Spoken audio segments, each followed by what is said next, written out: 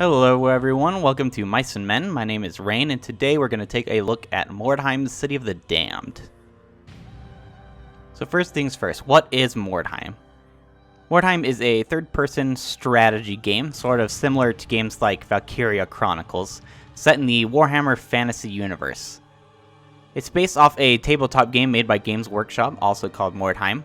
They worked on a different principle than the regular Warhammer strategy game worked. Warhammer is a very regiment, squad-based combat game where you're using big armies and you move things by regiment, and it's very like army versus army game.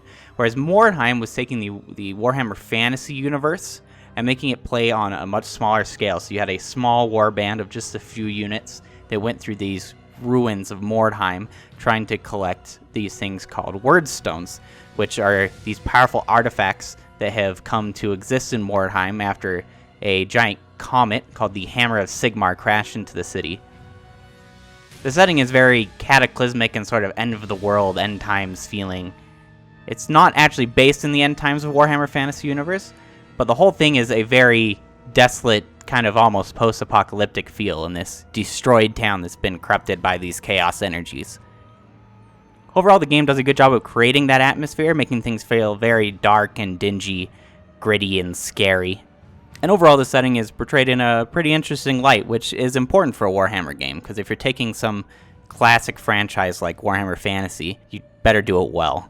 While the game does a pretty good job of capturing that sort of apocalyptic feeling with the visuals, they are a little bit boring, I'm not gonna lie. Things are very muted as far as the colors go. There's not a ton of animation going on in the environment, so there's not a ton of moving objects, there's not a ton of interesting visual flair.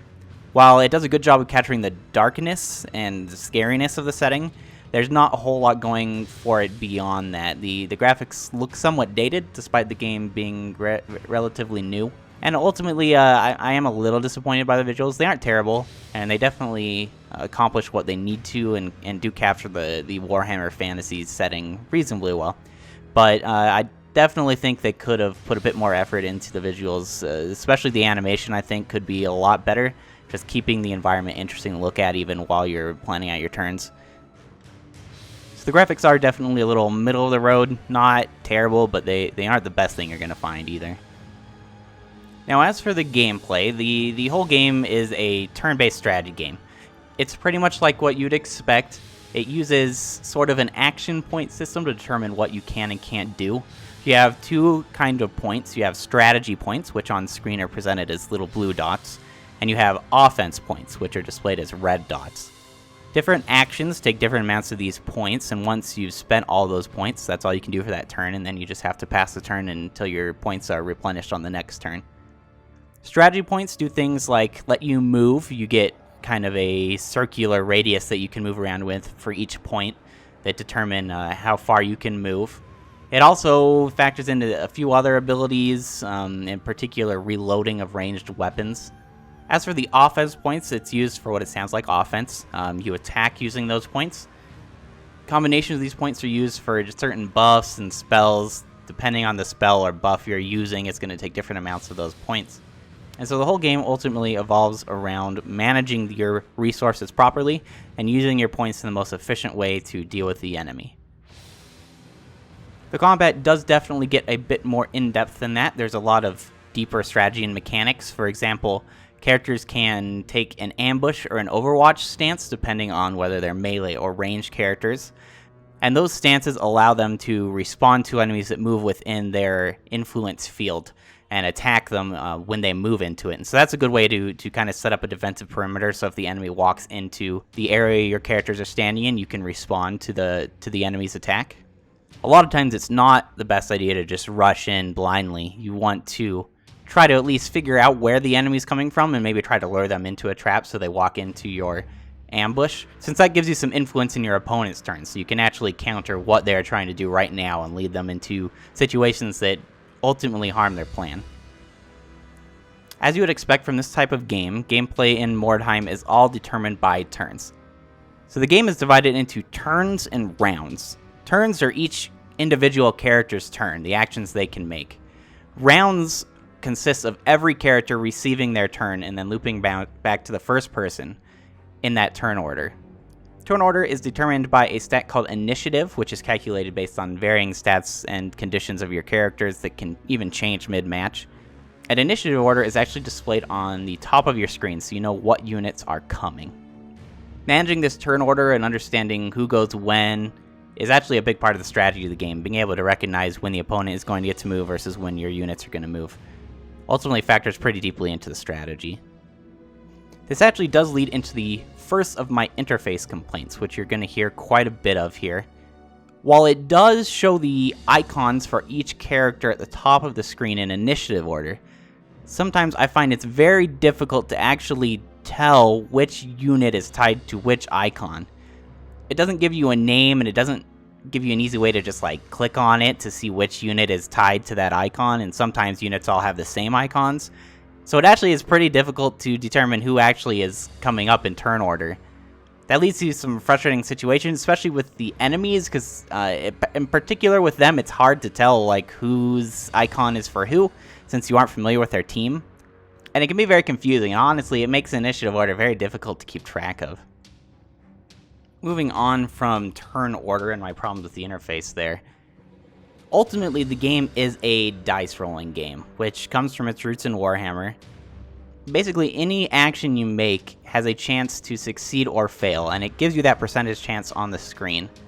These percentages are affected by a whole bunch of different statistics, buffs, and debuffs on your character, which to some degree you can affect, but in a lot of times there's not a whole lot you can do to manipulate the odds in your favor, although you want to do everything you can since it really is a probability game. This has pros and cons as far as the gameplay goes. Sometimes you get completely screwed over by bad dice rolls. You know, you have 95% chance to hit, and you need to kill this dude, and you whiff, and then your character dies instead, which can be really frustrating. On the other hand, it also allows for crazy comebacks when you're in horrible situations, and all of a sudden, you know, you roll that natural 20, so to speak. Still, it does lead to some very infuriating situations, so if you don't like dice rolling, if you don't like managing probability, you probably aren't going to like the core gameplay of Mordheim. So everything we've talked about is fairly standard for this genre. There's nothing super crazy or out of character for this kind of turn-based game. Where Mordheim gets interesting is in how it handles the overarching campaign. The entire game is based around the idea of a campaign. You create your small war band, one of 4 different types of war bands that you can choose, and you take this war band out into the city of Mordheim, mostly to collect Wordstone. You have a sponsor, so to speak, in the city that's allowing you to stay there, allowing you to function within the city, and they do demand shipments of Wordstone from time to time. You have to supply the Wordstone that your supplier needs in order to maintain your presence in Mordheim. Truly, the end of the game comes when you aren't able to ship the proper amount of Wordstone to your sponsor in the city. Now, throughout these campaigns, everything is persistent. So the characters you're developing, they're growing as time goes on. You're getting new equipment, you're leveling them up. Everything is persistent. You'll be able to hire new people. You'll be able to continue to move forward with your characters. And this becomes very interesting because it's not just your progression that's saved. It's not just your progression that's persistent over the entire game. But the effects the city has had on your characters, on your warband, is persistent as well. So for example, in the very first battle I did with my Sisters of Sigmar campaign, I got my butt handed to me. I got destroyed. And one of my characters lost a leg in that battle. Because she lost a leg, she had to sit out of battles for 3 days. And when she came back, she was given a peg leg. So the effect this has is now her movement speed is awful. She can't move more than like 1 pip of movement every turn, which really, really hurts her effectiveness in battle. And this kind of thing happens all over the place in Mordheim. When your characters are defeated and they run away from battle, sometimes they'll straight up die. Sometimes they'll lose a limb and they'll have to be able to adapt to that. Sometimes there are mental scars that are left on your characters that make certain types of blocking or like different status effect checks fail more often.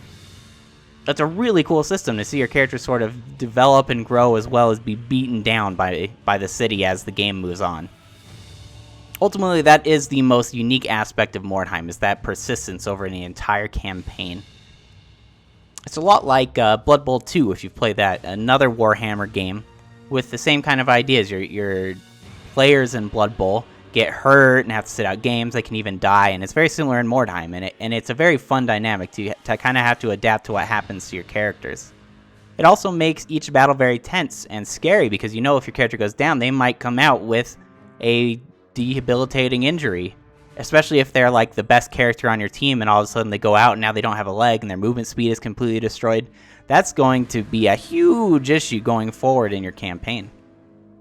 There's a lot of other kind of upkeep that you have to do for your squad as well throughout the game. You have to pay your soldiers, you have to pay for medical bills when they're hurt, you have to pay for that treatment. If you don't, they can potentially die of infection or whatever the case may be. You have to manage what kind of money you spend on equipment. You have to manage your wordstone, because you do have to ship the wordstone to your supplier to make sure that you don't lose the game. But at the same time, that is your main source of income. You need that wordstone to make money. And there are other sellers, there are other buyers rather, that will buy your wordstone for you, potentially for higher prices. And you have to manage how you're collecting wordstone, how much you collect wordstone, and how you sell it, and how you manage your finances there, because that money is really important. So let's talk a little bit about acquiring wordstone. So you do get wordstone for winning battles. You'll get gear and stuff at the end of each match. But also within each battle, wordstone is out there on the field, and your characters can pick it up. But it can potentially have bad side effects called warp effects that hurt your character. So the more wordstone they pick up, the more debilitated they become ultimately in combat in that battle. So it can be a little risky to pick up that wordstone, but sometimes you have to do it. You need to get that shipment in on time. You need it to win. So your characters have to pick that stuff up, and it can be pretty rough in the middle of battle when you get a detrimental effect from picking up that wordstone.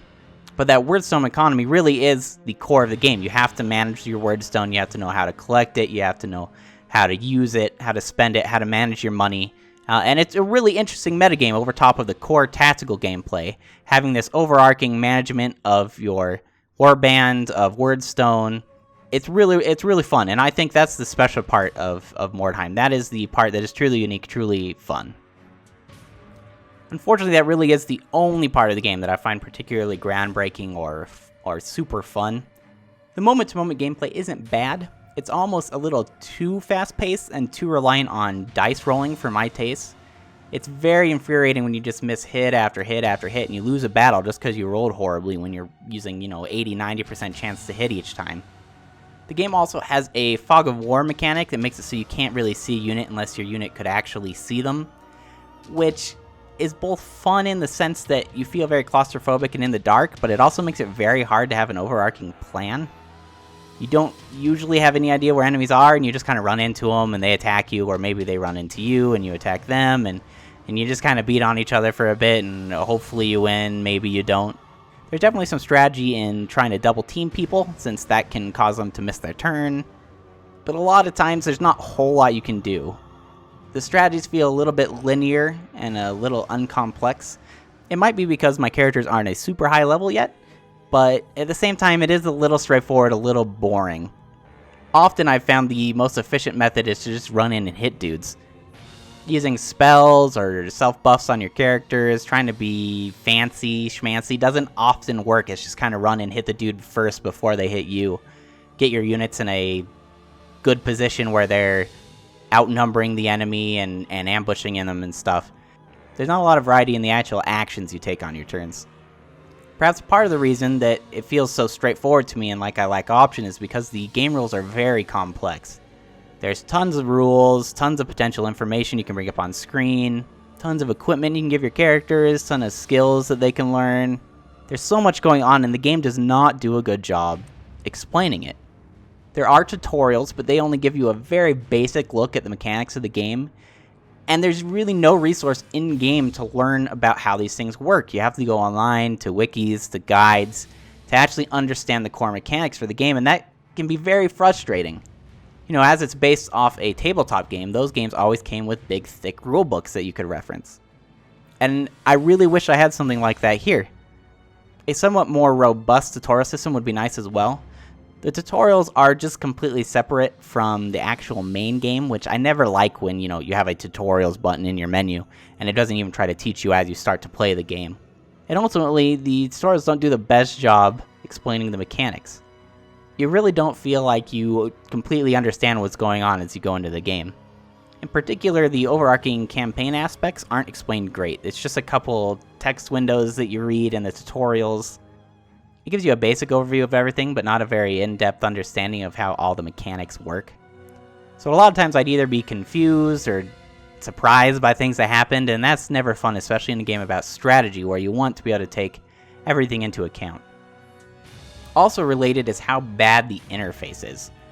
Ultimately, the interface does not give me the information I feel like I need to succeed. As I mentioned before, the initiative order doesn't really give you a good idea of whose turn is coming up. It just gives you these basic icons, and it's very hard to match them to characters on the map. You do have an overhead map that you can look at when you hit shift, which does show you each unit's icon, but sometimes their icons are the same, so it's hard to tell which one is which. Especially when it comes to the enemies, it's hard to know who is going when because you can't match those icons up a lot of times, especially since you aren't familiar with their team at all. And it can just be really frustrating to try to plan out turns when you really don't understand the initiative order. It also likes to hide a lot of important information, such as what is contributing to your percentage on hits, what kind of buffs your characters have, what kind of debuffs they have, and why they have those. All that information is hidden, and you have to hit buttons to bring that up. I really wish it just did that by default, and then allowed you to expand it into a slightly more detailed view or turn it off. But the fact that it doesn't default to that shows kind of a disconnect between what this game is about and then what they're trying to present with the interface. The interface seems to try to be much too simple given the complexity of the game, and you can't really strategize effectively without all those numbers. It's a very hardcore game that has an interface that seems to be trying to appeal to a wide variety of people and not intimidate anyone, and I think that actually undermines the game.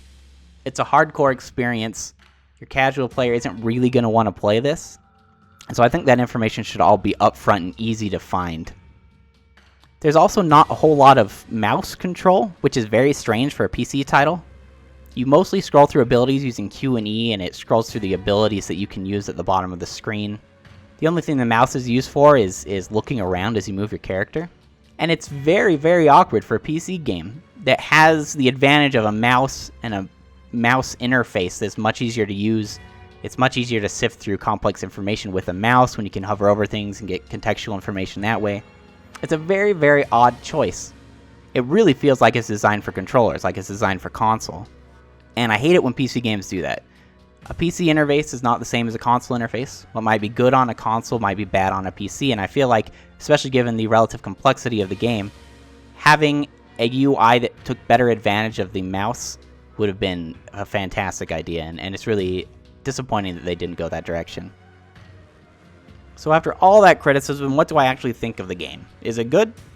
Well, I wouldn't call it a bad game. There are a lot of interesting ideas, especially the persistence of the campaign and your characters from battle to battle can be a lot of fun. The core mechanics aren't bad. It doesn't feel like there's as much room for deep strategizing as I would like, but the mechanics are fine. Like, the core mechanics work well. Ultimately, I think the game fails, though, on presentation and on teaching. The interface isn't super readable. There's not enough information for you to acquire at a glance. The interface is really designed more for a controller and console than mouse. A lot of information is just missing from the game to teach you. Like I said, the tutorials, there's really not enough learning materials in the game, not enough reference material. So a lot of the deeper strategies are obscured and very difficult to learn, very difficult to gain an understanding of, which ultimately really hurts the game. Not having a detailed guide of what everything does and having that available in-game can be very frustrating and just leads to a lot more confusion than there needs to be. So ultimately, I'd say it's a good game, but a good game with a lot of design problems. The core is great. The core is good. There could be a lot of good to come out of this game, but I really feel like the interface, among other things, is just really a bit underdeveloped, inelegant, and difficult to understand. So would I recommend the game? Yes, if you enjoy really hardcore, complex tactical games. It definitely has a lot of content there. You could replay this over and over and over and over again and not really see the same thing battle to battle. But really it comes down to your tolerance for the complexity and the extremely steep learning curve that's made very difficult by the game's lack of teaching you anything. And there you go, folks, my opinions on Mordheim. Thanks so much, everyone, for watching. Be sure to subscribe to the channel and like and comment on the video. Let me know in the comments what you liked here, what you didn't like, and what I could do better in the future. If you have any specific games you want me to take a look at, be sure to send them my way as well. Thanks, everyone. We'll see you later.